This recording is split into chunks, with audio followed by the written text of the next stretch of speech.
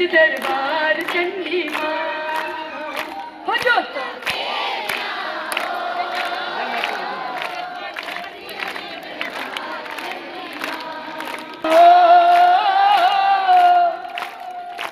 जगदियां विच दरबार चंडी मां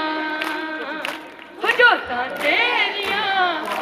ले दरबार दा